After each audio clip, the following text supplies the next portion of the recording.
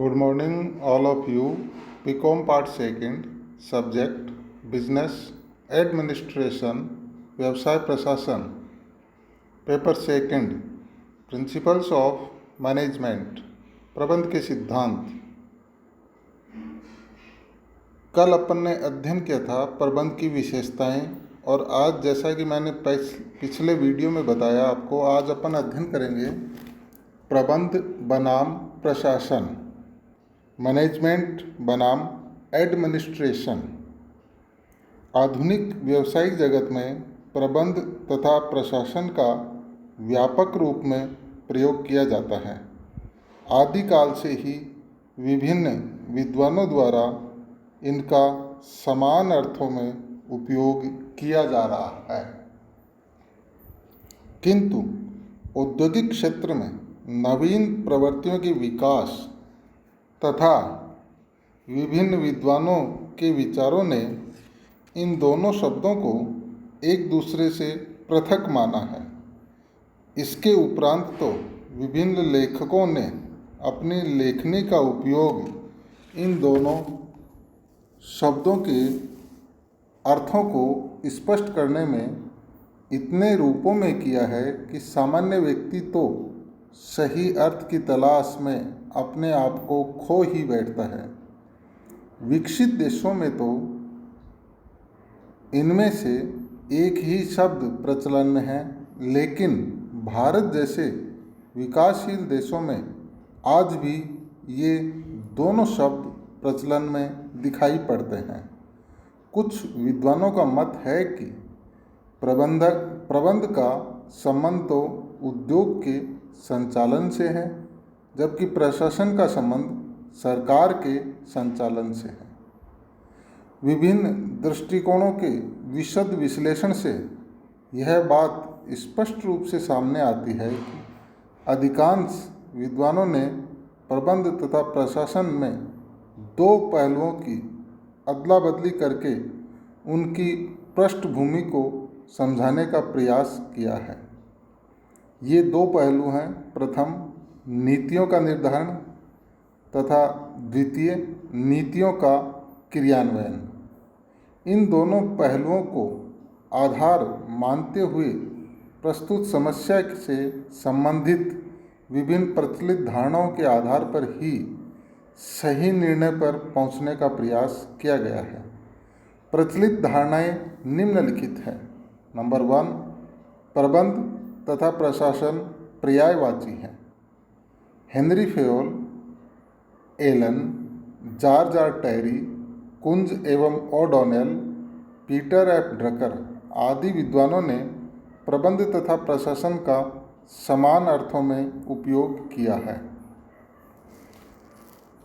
उपयुक्त विद्वानों के विचारों के अनुसार प्रबंध तथा प्रशासन एक ही सिक्के के दो पहलू हैं।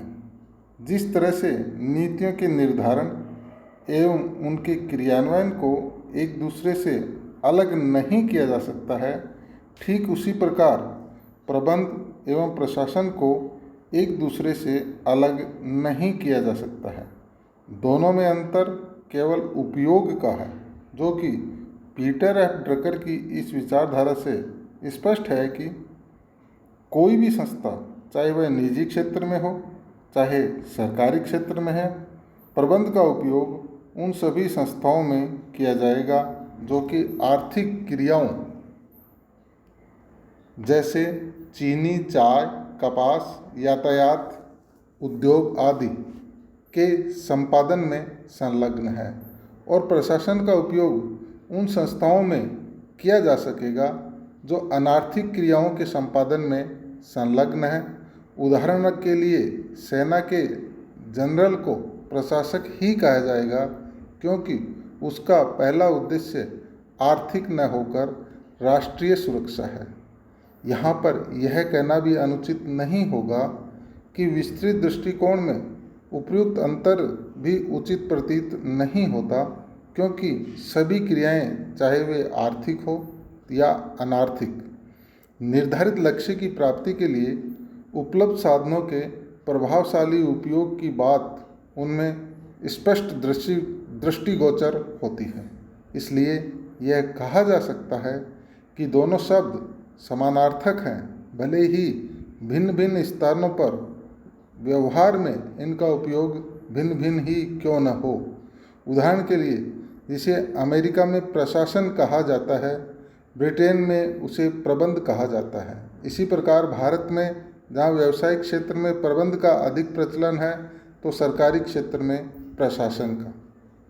नंबर 2, प्रशासन प्रबंध का एक अंग है।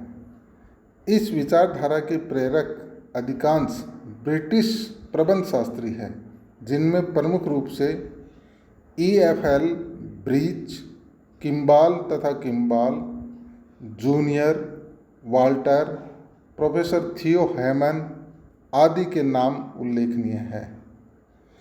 इस विचारधारा के अनुसार प्रशासन को प्रबंध का एक अंग माना गया है।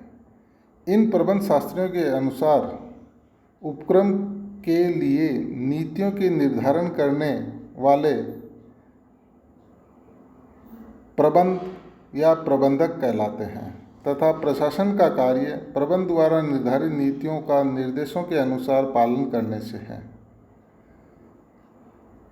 इस विचारधारा के अनुसार प्रबंध का कार्य संस्था की नीतियों एवं उद्देश्यों को निर्धारण करना, महत्वपूर्ण कार्यक्रम निर्धारित करना एवं निर्देशन देना है, जबकि प्रशासन का अभिप्राय प्राप्त निर्देशों के अनुसार उपक्रम के उद्देश्यों की प्राप्ति के लिए कार्य करना है। अर्थात प्रबंध की गणना सर्वोच्च स्तर के कार्य के रूप में की जाती है, जबकि प्रशासन की गणना निम्न या मध्यम स्तर के कार्य के रूप में की जाती है।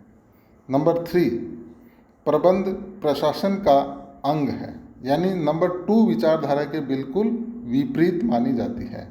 अधिकांश अमेरिकी प्रबंध शास्त्रियों ने प्रशासन को प्रबंध से अधिक व्यापक तथा विस्तृत माना है। विलियम सुलजे, रॉबिन्सन, फ्लोरेंस आदि विद्वानों ने प्रशासन का अभिप्राय उपक्रम के लिए नीतियों के निर्धारण से लगाया है तथा प्रबंध का अभिप्राय प्रशासन द्वारा निर्धारित नीतियों के क्रियान्वयन से लगाया है।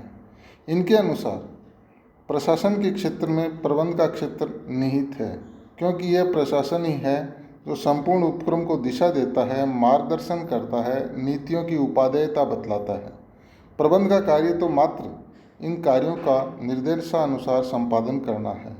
यह व्यवस्था हमारे देश के सरकारी ढांचे के अनुरूप ही है, जहाँ पर समस्त नीति संबंधी निर्णय लेने वालों को प्रशासकों के नाम से जाना जाता है, प्रबंधकों के नाम से नहीं।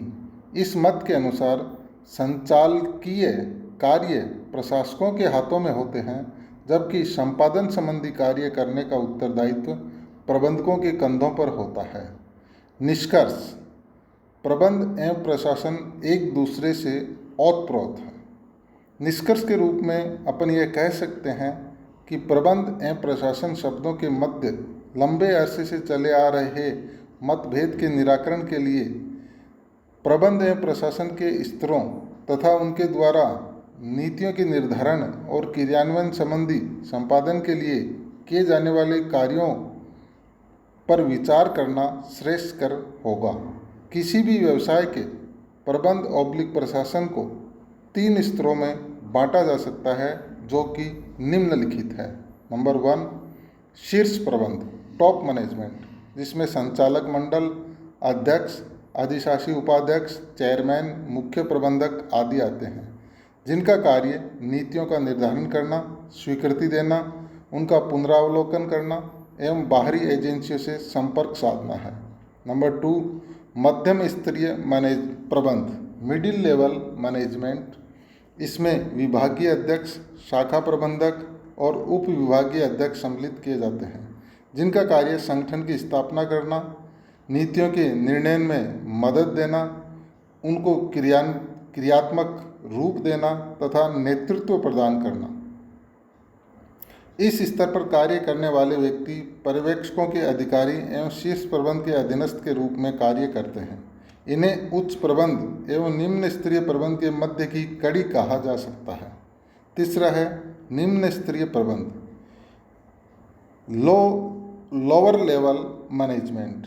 इसमें सुपरिंटेंडेंट, फोरमैन, पर्यवेक्षक आदि सम्मिलित किए जा सकते हैं, जिनका कार्य पर्यवेक्षण करना, निर्देशानुसार पूर्व निर्धारित कार्य कराना तथा कर्मचारियों की समस्याओं का निवारण करना।